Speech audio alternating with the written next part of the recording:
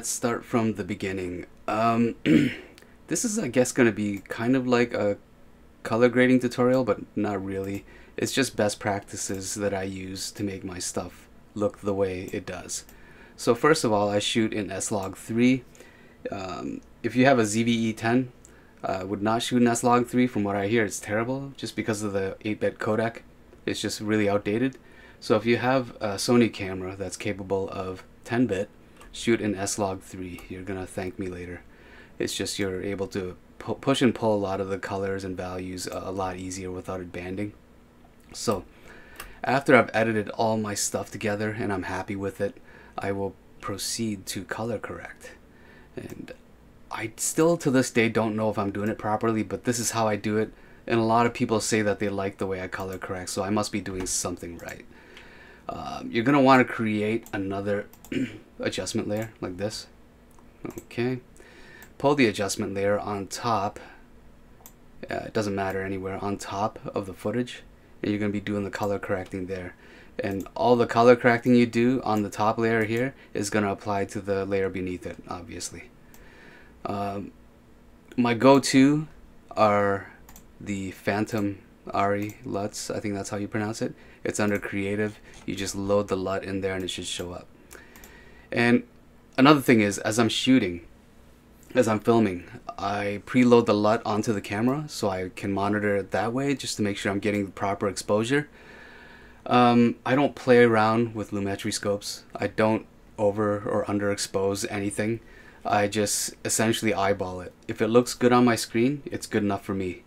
I think that a lot of people get too hung up on numbers and scopes and stuff like that, and I think that people are, unless you really know what you're doing, that's going to throw you off, because it's never ever 100% accurate. Or I should say it's accurate if you know what you're doing, but if you don't know what you're doing, just ignore it. It's just going to confuse you even more. So I usually pick, like when you purchase the Phantom Ari LUTs, you'll get 1, 2, 3, 4, 5 of them, slightly different between them. So if I apply the neutral, it's not working. Oh, I have it turned off. Okay. It's gonna look like that. Tungsten is a bit more on the warm side. Blue obviously is bluer.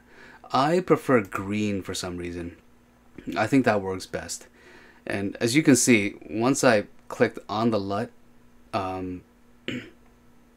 it already looks better. This is with the LUT. This is without. See how faded it looks? Still though, you have to do some tweaking. Like for me, this is still very clinical looking. It's overexposed. I don't like the way this is looking, and the entire footage is looking that way. It seems as though I overexposed by accident on the day. Either that or it's like high noon.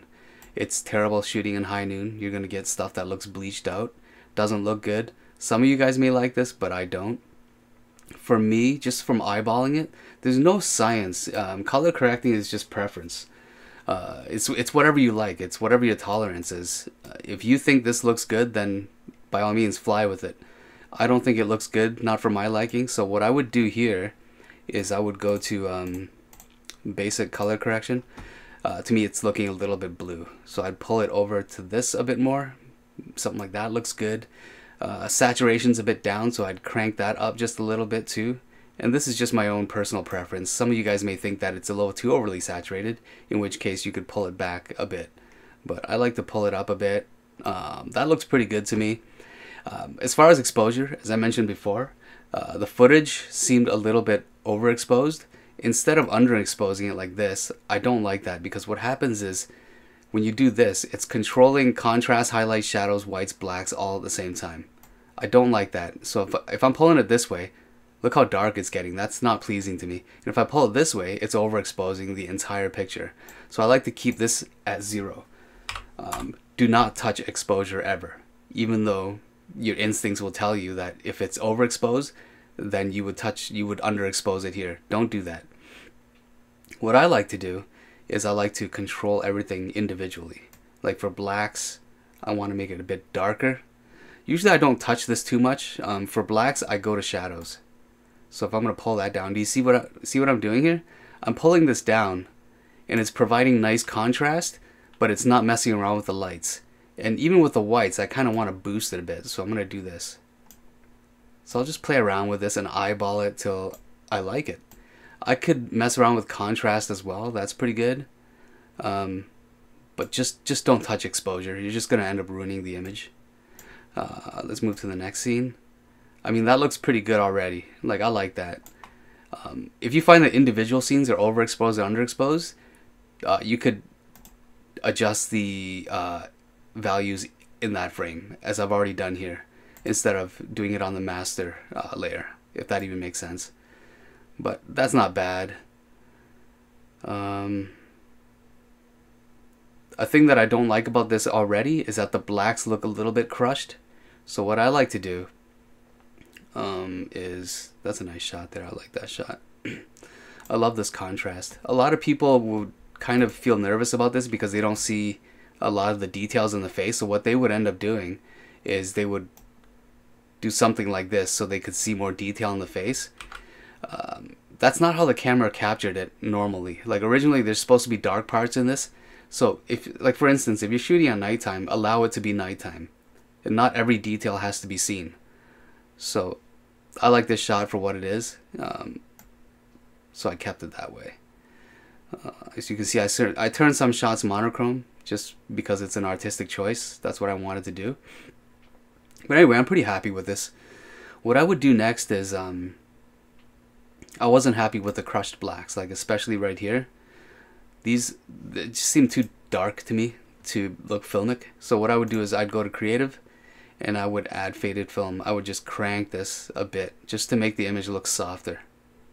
See that there? See the difference there? Now, 99.9% of the people prefer this. Again, this is artistic choice. I don't like that. I like a more faded, kind of muted look, so I'll crank this up to about there. And to me, that looks pretty good. If I'm happy, like, it's crazy. Like, if you expose everything consistently, then all the work is pretty much done. I didn't have to touch any of these other shots afterwards. I exposed them properly because what I saw on the screen on my camera that day, it was what I was happy with. So, like, most of the work is done. Like, all this stuff is looking pretty good to me. Yeah, that's cool. Okay. What I would do next is I would then go in and just mess around with the footage. I would go to vignette.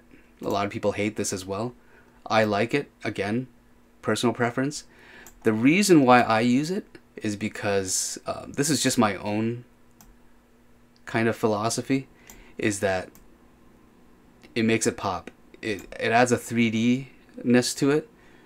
I know it's kind of weird, but it forces the eyes to look. It forces the eyes inwards. So, for instance, if I was to take the vignette off this, that's what it would look like. It looks more flat, doesn't it? I mean, that's a cool look too. It looks very retro, but that's why I like to add the vignette. And it's very subtle. People don't even notice it, but I like to have it in there. What else would I do? Okay, if I'm happy with this, I would then just get all goofy. I would go in and add grain even. I drop the grain right on top of the adjustment layer. Adjust it to maybe an 8. That's pretty aggressive. You can't even see it right now, but when it's blown up and when you're looking at it on YouTube, you're going to be able to see the grain. Let me see if I can kind of see it there. And I like to turn off use color. I like a monotone kind of grain. I prefer that over the colored grain. Wait, somebody's calling me. Okay, never mind. Ignore. And then after that, it's pretty much done. I like to add the again, I do a lot of things that people hate, like that people make fun of.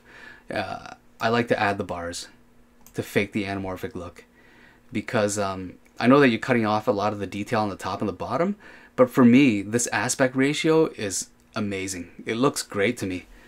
It's almost like if I was to say, if you looked at a TV from like 1990s, right? The aspect ratio is 720 by 10, no, not 720 by 1080. 720 by 1080?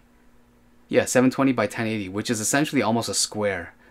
And then we moved on from that to HD, which is 1920 by 1080, which is a bit more, it's what your high-def TVs are right now. That's the aspect ratio.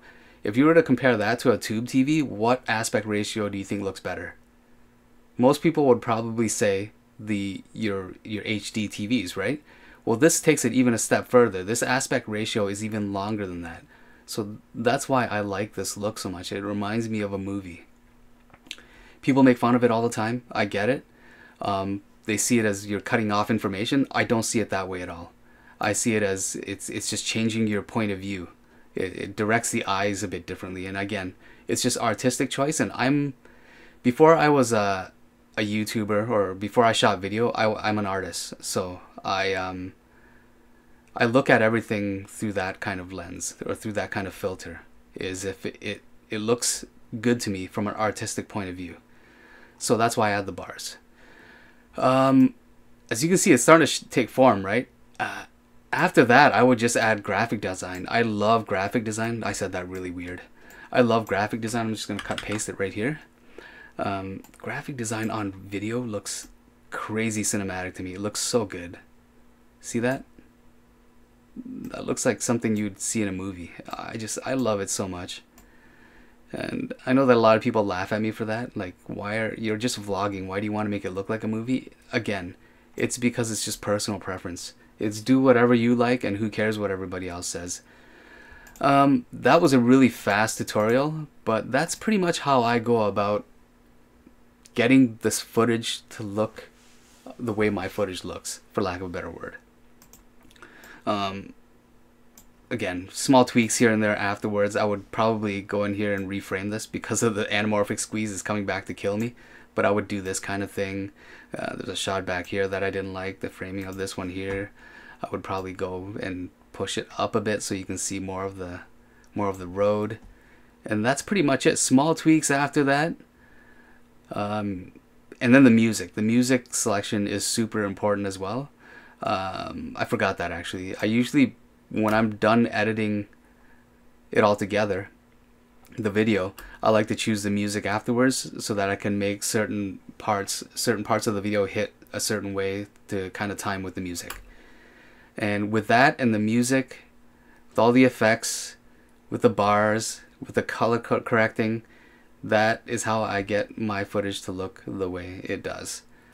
Again, all of it is artistic choice. I probably do like 3 or 4 different things in here that most people kind of stay away from, but to me that's what makes it me. And I would encourage you guys to kind of think the same way, is to not listen to what other people are saying. If it looks good to you and it's uniquely you, put it in there. It's just gonna develop your identity even further. It's just gonna make your stuff stand out above all else. There was something else in here that I wanted to kind of mention before I left. Can't remember what it is. But anyway, yeah, if you have any questions, please ask on the comment section in the bottom. Appreciate a follow and a like. That'd be amazing as well. Until next time, I'll see you guys later. Bye-bye. No matter where we go, we end up in a Vietnamese restaurant, even in Japan. But you could always count on the Vietnamese to keep the same energy. Everywhere you go, Vietnamese restaurants look the same. In Canada, Russia, Japan, looks identical.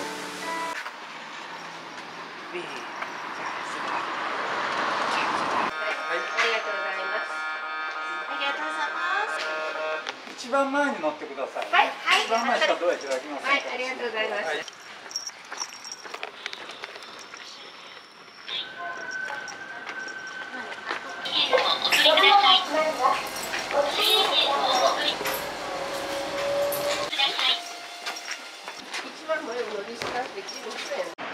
The vehicles here are so cute. They look like micro machines. I wish I had one. Apparently white cars are very popular in Japan, as you can see. Odd, isn't it? And one random black van. That guy is a troublemaker for sure. What? Mr. Donut in Japan. It's just different kinds of sweet potatoes. And this one has, oh my god, this sweet potato has red bean, oh you can read it, it's crunchy, soft green, red bean and whipped cream inside. Oh, wow. sweet potato donut with whole roasted sweet potato. What's this one here?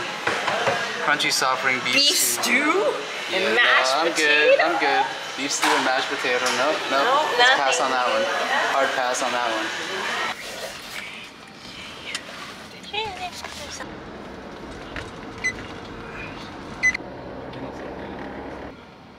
Canada. カナダ Canada. カナダカナダかなそれ俺休みやった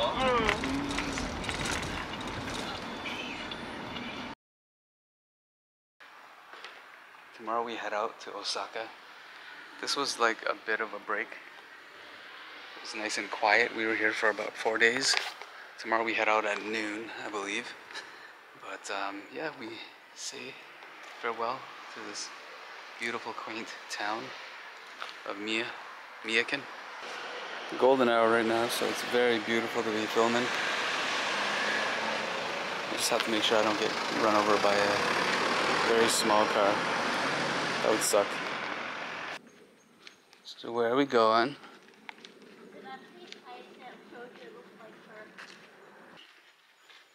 This is Miyaken.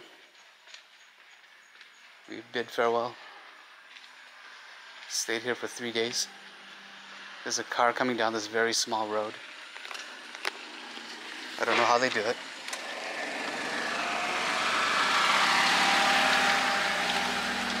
Yep. Gotta stop and hug the wall like a ninja. This is not a one-way street, by the way. That's a two-way street, believe it or not. Are we there? Nope. No, we're not there.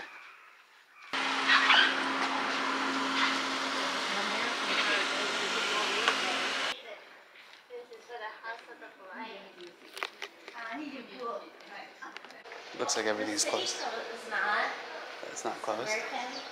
Get American clothing in there. We could eat some dessert. Uh-huh. Some dessert. Oh, that's They good. have dessert for dinner. There's a little carrot man. Or a root of some sort. That is hilarious. And somehow we are back at the ninja place. Let's see if it's open. Is it open? I don't know. Let's try it. Oh, open? It's just closed. Oh, okay, okay. Everything's just closed. Oh yeah, that is a ninja door. Yeah, damn it. It's just closed. I think they're open. This is where we're at. Kami. What I ended up getting, onigiri, very basic. And it was basic. Mountain of fish. Look here. Uncomfortable, it's really full.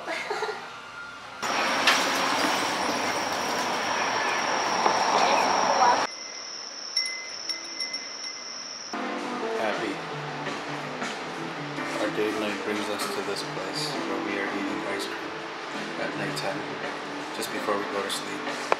It's a great way to get skinny. What in the world is this? Man. Dodgy ass nail, the wife just took off on me. Way the hell out there.